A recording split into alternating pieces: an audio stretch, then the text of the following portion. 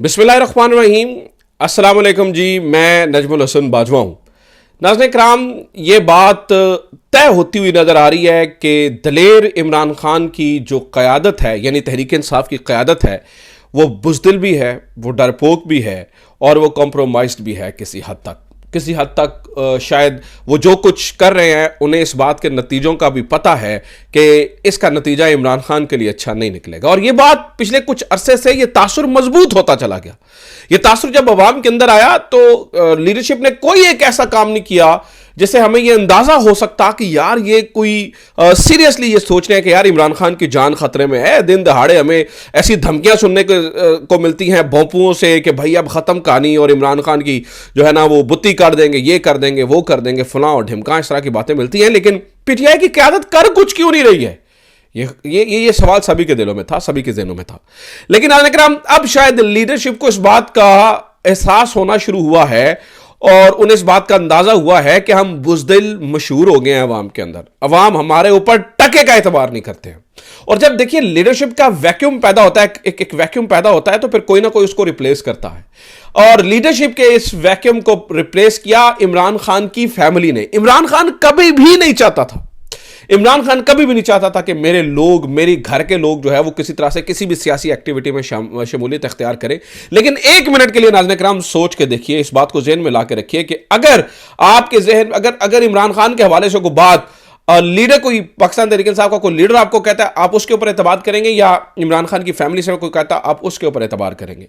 Obviously आप family के ऊपर एतबार करेंगे, क्योंकि ये नजर आता है कि जो लीडरशिप है वो हर जगह पे कहीं ना कहीं उन्होंने कोई ना कोई कंप्रोमाइज किया, किसी ना किसी जगह पर वो उन्होंने पीठ दिखाई, या किसी ना किसी जगह पर उन्होंने वो किया जो उनसे एक्सपेक्टेड नहीं था। इसलिए इमरान खान की फैमिली, चाहे इमरान खान की बहनें हो या इमरान खान की बीवी हो, उनकी वैल्यू सियासी तौर पर पीटीआई के अंदर बढ़ चुकी है।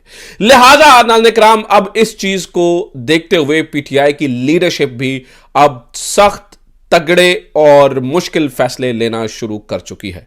इन्हें बहुत तगड़े फैसले पिछले कुछ दिनों के अंदर, यानी कि ये 2-4 दिनों के अंदर इन्होंने 2-4 काम ऐसे किए हैं जैसे हम ये कह सकते हैं कि पीटीआई ने नो बॉल के ऊपर छक्का मारा है, बल्कि गेंद ग्राउंड से बाहर फेंक दिया है।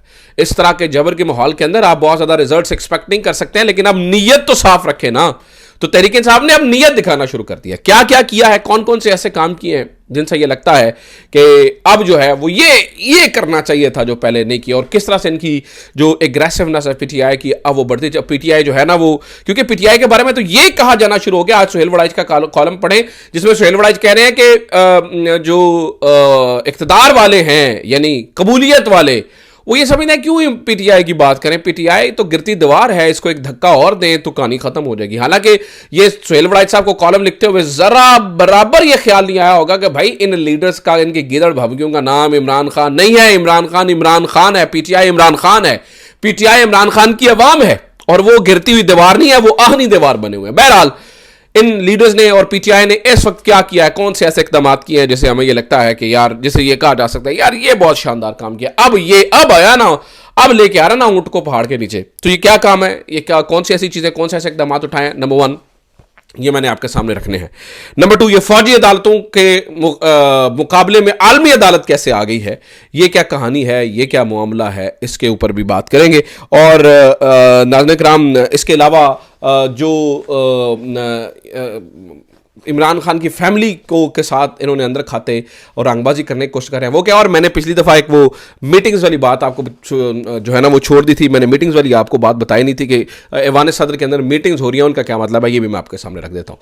तो आपसे दरख्वास्त है ज़रा ज़्यादा से ज़्यादा वीडियो को शेयर कीजिए। आपकी जो शेयर्स हैं और आपकी जो सब्सक्रिप्शन है वो ज़्यादा से ज़्यादा लोगों तक खबर पहुँचाने में मदद फराम करते हैं। अब आ जाते हैं नाज़रीन किराम ज़रा असल बात की तरफ, असल कहानी की तरफ। वो ज़रा सुन लीजिए वो क्या है। अली अमीन गंडापुर साहब, नाज़रीन किराम, अली अमीन गंडापुर साहब ने सबसे पहला कदम अली अमीन गंडापुर ने उठाया और उन्होंने आज एक बड़ी ही सख्त तकरीर की और उन्होंने कहा कि अगर आपको ये लगता है कि हम नहीं आ रहे हैं तो ये आपकी खाम ख्याली है। हम आ रहे हैं और इस बार हम हथियारों के साथ आएंगे।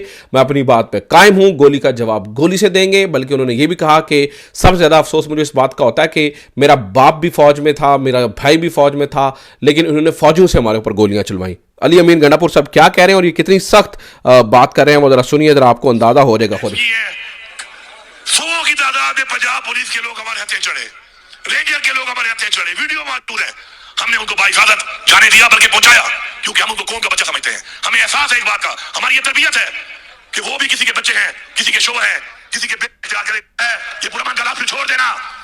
फिर हम निकलेंगे और फिर हम पुरमन का नारे के बगैर निकलेंगे, और फिर जो गोली चलाने वाला छत्ते पे गोली चलाता है अपने लोगों की जिंदगी बचाने के लिए, हमें उनको रोकना पड़ता है। फिर हम असला लेके जब निकलेंगे तो फिर हम दिखाएंगे भागना। असलहा लेके निकलेंगे, गोली का जवाब गोली से दिया जाएगा। तो शायद ये अब अगर बात सिर्फ गिदड़ भभकी तक नहीं है, अल्लाह ना करे कि कभी असलहा और असलहों का मुकाबला हो, लेकिन शायद इस तरह की एग्रेसिव चीज़ एक पीटीआई जो है वो अपने लीडरान से एक्सपेक्ट कर रही थी कि लीडरान थोड़ा सा एग्रेसिव होकर चलेंगे, एग्रेसिव होकर बताएंगे, एग्रेसिव होकर खड़े होंगे, क्योंकि हालात बहुत ज़्यादा नाज़रीन कराम बहुत ही ज़्यादा जो है ना वो इन्होंने ख़राब कर दिया। दूसरा नाज़रीन कराम कदम इन्होंने क्या उठाया, यानी कि लीडर्स के ऊपर बिल्कुल भरोसा लोग को नहीं रहा। दूसरा कदम इन्होंने क्या कहा, दूसरा कदम नाज़रीन कराम इन्होंने ये उठाया है कि ये फौजी अदालतों के मामले को लेकर अब जा रहे हैं आलमी अदालत इंसाफ के अंदर। और ये चीज़ इतनी आसान नहीं होगी, मैं आपको बता दूं। ये फौजी अदालतों का इस तरह से फैसला करने और ये भोंपू जो बता रहे हैं इमरान खान को फौजी अदालतों से ट्रायल करवाया जाएगा, ये इतना आसान नहीं होगा।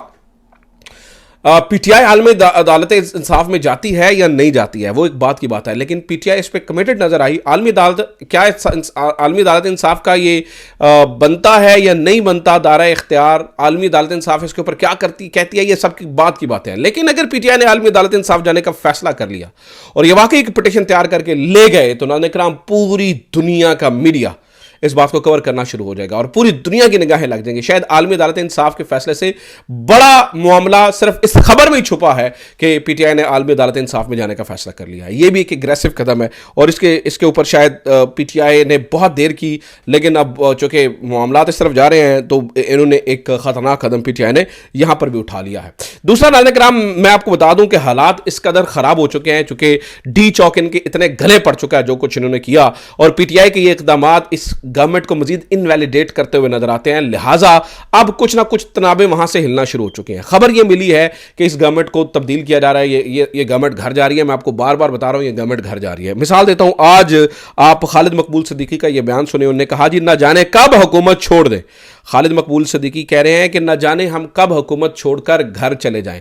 और इसी से रिलेटेड एक खबर यह भी मिलती है कि इस वक्त ईवान सदर के अंदर, जो कि जरदारी साहब की माजगाह है, जरदारी साहब की इस वक्त जो रहाइश गाह है, वहां पर कुछ खुफिया मीटिंग्स चल रही हैं और उन खुफिया मीटिंग और फिर जो पीपल्स पार्टी है उसकी ब्रांडिंग करवाई जा रही है अपने भोंपुओं के जरिए। और इन खुफिया मीटिंग्स के अंदर यह बात तय की जा रही है कि बिलावल भुट्टो को किसी तरीके से प्राइम मिनिस्टर ऑफ पाकिस्तान बनाया जाए। तो यह सब कुछ नाज़रीन किराम चल रहा है। ये इस वजह से हो रहा है कि डी चौक का वजन नहीं उठाया जा रहा और पीटीआई ने ऑब्वियसली अब डी चौक के ऊपर खुलकर बात करना शुरू कर दिया है, which was very very very necessary. और तो और नाज़रीन किराम, अब उलमा कराम भी सामने आ चुके हैं। मुफ्ती हनीफ कुरैशी साहब कहते हैं आप किस किस्म के ढिठाई वाले लोग हैं। मेरे जानने वाले 3 अफराद के जनाजे मेरे इलाके में गए, इनको गोलियां डी चौक में लगी हैं, लोग मरे हैं। आप मेरे पर बंदूक रख के कहेंगे कि हम लोग नहीं मरे। ये जालिम भूल गए हैं कि इनके साथ क्या हो सकता है, बल्कि इन्होंने तो और भी बड़ी जो है ना वो सख्त बातें की।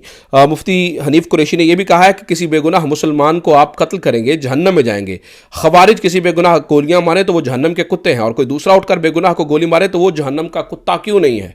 ये जनाबे वाला मुफ्ती हनीफ कुरैशी साहब कह रहे हैं। कहने का मतलब यह है कि पीटीआई ने थोड़ी हिम्मत की है तो लोग भी थोड़ा बोलना शुरू हो चुके हैं।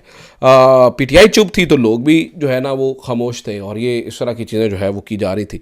तो बहरहाल अब शाहिद खटक साहब का ही बयान सुन लीजिए कि इन्होंने लीडरशिप ने थोड़ी हिम्मत, ये शाहिद खटक वगैरह, मीना खान अफरीदी, सुहेल अफरीदी, सद्दाम तरीन, सलार खान काकड़, इनको तो मैं पहली पीटीआई का असल चेहरा और असल लीडर मानता हूँ ना। तो शाहिद खटक क्या कहते हैं, उन्होंने कहा जी अतात तारड़ हमारे शहीदों पे हंसता है, हमारे जख्मियों पर हंसता है, क्या हम ये भूल जाएंगे। मेरा बस चले तो मैं इसके 32 दांत तोड़कर इसके हाथ में दे देता। ये शायद खटक साहब अता तारड़ साहब के बारे में कह रहे हैं। कहने का मतलब है aggressive stance. PTI is going aggressive, और ये जो है ना वो बहुत सख्त इस वक्त जो है ना वो मामलात होते हुए चले जा रहे हैं। अच्छा नाज़रीन किराम, मैं आपको ये भी बता दूं कि समी इब्राहिम साहब कहते हैं कि इमरान खान ने आखिरी मुलाकात में मुझसे ये कहा कि ये मैं हूं और ये जेल है, मेरी हड्डियां तो इस जेल से जा सकती हैं लेकिन डील नहीं हो सकती है। तो इमरान खान को भी अगर पार्टी की जानिब से थोड़ा सा हौसला मिलेगा और पार्टी को पता चले, यानी इमरान खान को पता चलेगा यार मेरे लीडर भी मेरे साथ खड़े हैं, अवाम तो उसके साथ ही खड़ी, तो इमरान खान को मजीद इससे हौसला नाज़रीन मिलता हुआ नजर आएगा। अच्छा, एक और खबर सुन लीजिए, वो ये है कि जस्टिस जमाल मंदुखेल साहब ने जस्टिस मंसूर अली शाह साहब के खत का जवाब दे दिया है। जस्टिस मंसूर अली शाह साहब ने खत लिखा था, जमाल मंदुखेल क्या कहते हैं, तो उन्होंने कहा जी सुप्रीम कोर्ट में जजेस की तैनाती के रूल्स की तश्कील देने वाली कमेटी के चेयरमैन जस्टिस जमाल मंदुखेल ने जस्टिस मंसूर अली शाह को जवाबी खत अरसाल कर दिया। जस्टिस जमाल मंदुखेल ने अपने खत में 26वीं आईनी तरमीम से मुताल्लिक किसी भी तबसरे से गुरेज करते हुए कहा क्योंकि ये मामला अदालत के सामने है इसलिए इस पर वो बात नहीं करेंगे। जस्टिस जमाल मंदुखेल के खत में वाज़ेह किया गया कि आपका 12 दिसंबर 2024 का खत मुझे गुज़िश्ता रोज़ मौसूल हुआ। उन्होंने मजीद कहा कि आइन पाकिस्तान जुडिशल कमीशन के रूल्स की तश्कील देने का इख्तियार फराहम करता है। खत के मुताबिक चीफ जस्टिस ने आपकी मुशावरत से 6 दिसंबर 2024 को मेरी सरबराही में कमेटी बनाई है। चेयरमैन रूल्स कमेटी ने अपने खत में बताया कि कमेटी को जजेस की तैनाती के रूल्स ड्राफ्ट करने की जिम्मेदारी दी गई है। इस हवाले से 2 इजलास पहले ही मुनक्किद किए जा चुके हैं। खत के मुताबिक आपकी तरफ से दी गई तजावीज़ का बेशतर हिस्सा पहले ही ड्राफ्ट में शामिल किया जा चुका है। यह ड्राफ्ट आपके खत से पहले ही जाती तौर पर आपके साथ शेयर किया जा चुका है। जस्टिस जमाल मंदुखेल ने खत में इस बात का इंकशाफ किया है, उन्हें मालूम हुआ है कि जस्टिस मंसूर अली शाह ने लाहौर इस्लामाबाद हाई कोर्ट्स में जजेस की तैनाती के लिए उम्मीदवारों के नाम तजवीज़ किए हैं। इस पर चेयरमैन कमेटी ने मशवरा देते हुए कहा आप अपने उम्मीदवारों के नाम रूल्स की मंजूरी के बाद तजवीज़ करें। अब यह टॉन्ट किया उन्होंने। जस्टिस मंसूर अली शाह ने अपने खत में 26वीं आईनी तरमीम पर इतराज़ करते हुए कहा था कि इस तरमीम ने जजिस तकर्री के इख्तियारात का तवाज़ुन बिगाड़ दिया है और जुडिशल कमीशन में एग्जीक्यूटिव को अक्सरियत फराहम कर दी है, जिससे अदलिया में सियासी जो है ना वो उनका खतरा पैदा हो गया है।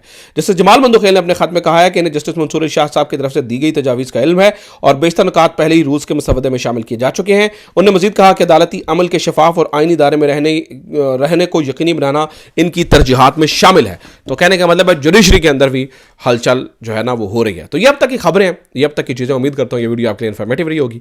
अपना ख्याल रखिए। खुदा हाफिज़। पाकिस्तान जिंदाबाद।